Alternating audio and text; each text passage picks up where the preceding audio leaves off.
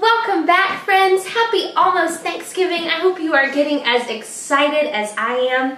I know last week we looked at pre-Thanksgiving side dishes. Today I thought it would be so fun to do pre-Thanksgiving desserts. I love dessert. Absolutely love it. And the easier it is to make, the more often I will do it. So I am pumped to do two great desserts that I think will work beautifully on your local Thanksgiving table. Remember a couple weeks ago we made pumpkin bread. It has been in the freezer ever since because we made two loaves, one to eat then and one to give away. I decided not to give mine away and I've kept it. And I thought today we could make pumpkin bread pudding. That would be delicious for a Thanksgiving dessert. And then our other dessert is going to be a cheesecake tart with a blackberry coulis. That's just a fancy way of saying a blackberry sauce to go on the top. Now I know you're thinking blackberries in November, where on earth are you finding those locally in Virginia? From our freezer as well. A great tip from eating locally, use your freezer as much as you can. When things are in season that you love, get tons of them. They're cheaper if you get tons of them at one time, and you can freeze things beautifully. Blackberries freeze great. Just put them in a layer on a cookie sheet, just one single layer. Freeze that layer in your freezer, and when they're hard as rock, dump them into a Ziploc baggie and they'll stay for months in your freezer just perfectly. So it's a way to keep fruit all year round, even when you're trying to eat locally. So let's go ahead and get started with our pumpkin bread pudding. First things first, I have cubed up one loaf of pumpkin bread. It's here, it's ready to go. It'll be waiting for us when we are ready for it. Now, like any other bread pudding, we start with the custard.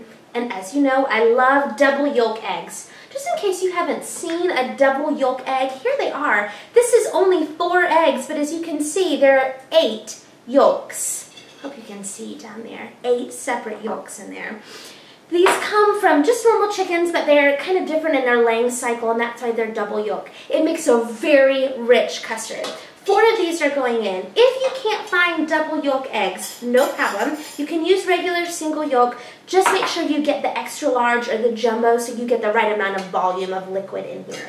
But 4 eggs are going in. To that we're going to add, again this is dessert, 1.5 cups of heavy cream. Oh, don't you just love heavy cream?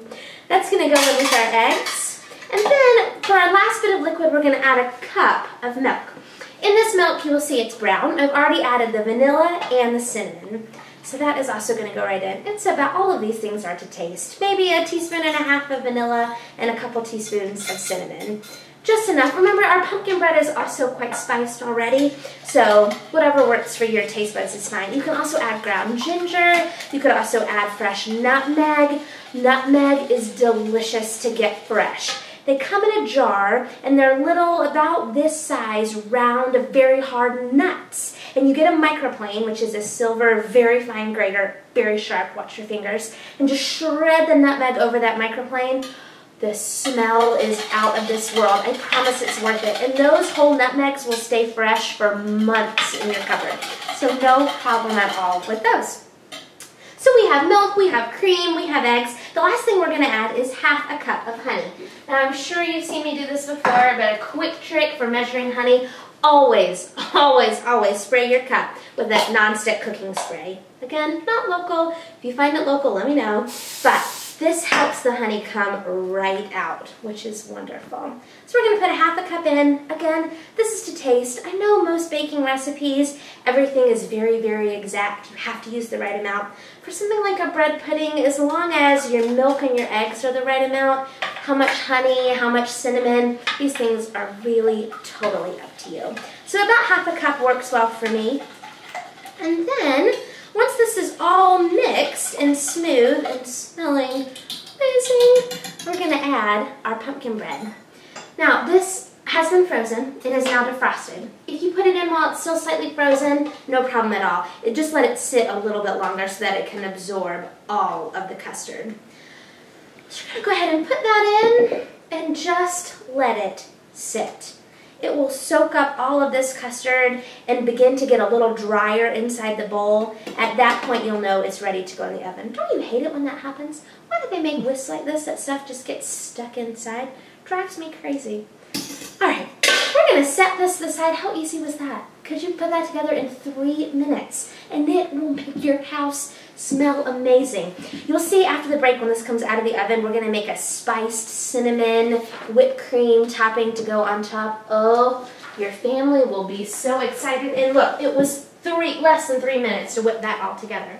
Okay, I'm going to wash off my hands real quickly and get started on our cheesecake mixture. Now, I know you're wondering, how on earth are you going to make a local cheesecake? Well, we have a dairy just down the street from us that does local cream cheese. That is delicious. So I've grabbed about 1 pound of this cream cheese.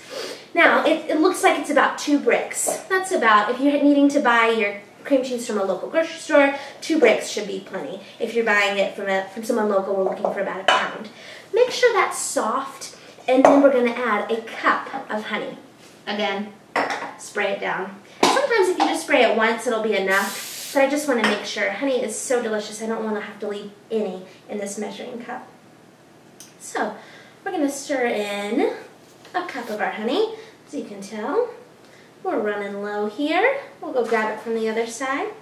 The only other thing that's going to go in here are eggs. It's that easy. If you want to add vanilla, you can. I'm not really a big vanilla in my cheesecake fan. I kind of love the flavor of just this straight up cream cheese. But if you like vanilla, you can add vanilla. If you want to make a spiced cheesecake, you could add cinnamon or nutmeg or ginger or any other spice. Another great option at this time of the year is to do a pumpkin cheesecake or a butternut squash cheesecake.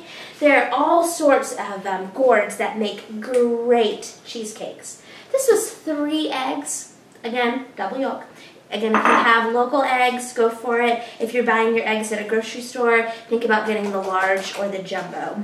I'm going to mix this up until well combined. If you want to use your stand mixer, you can. That's probably a smarter idea, but I know not everyone has a stand mixer, and sometimes I like to just get down in it with my arms and feel like I'm getting a workout, so when I eat the cheesecake, it's not quite so guilty afterwards. But we're just going to whirl this all together.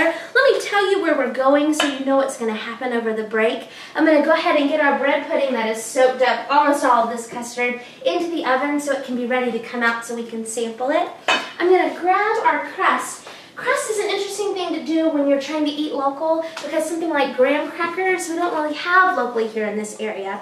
So I thought it would be great to make a crust out of pecans. We've got tons of local nuts, black walnuts, pecans, we even have peanuts. Might be neat to do a peanut crust at some point. But I grabbed these pecans, I'm going to crush these up, coat them with honey, and I'm going to put them in the bottom of our tart pans. You'll see we're doing small individual tarts. I think dessert is so fun when everyone gets their own whole whatever it is. So I'm going to crush these, mix in some honey, and make a crust for the bottom. I'm going to finish stirring up our cheesecake mixture and get that poured in, and hopefully when we come back I'll be pulling that bread pudding out of the oven so if only you could smell it like I can. Thanks so much, I'll be back in just a minute.